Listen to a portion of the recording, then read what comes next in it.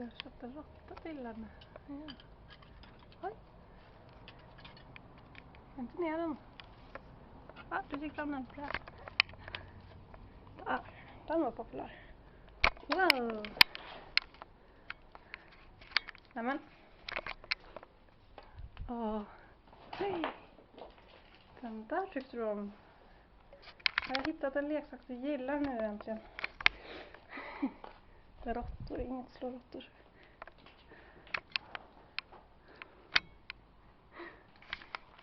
Här är den gamla gröna grottan som har varit med i alla tider. Har du dödat råttan? Och...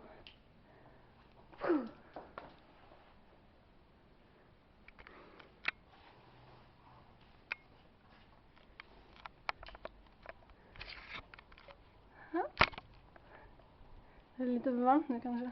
Får leka lite ikväll. När det blir lite svalare. Det här kanske inte är jag-tid för katter. Jakttid. Oh. Ja.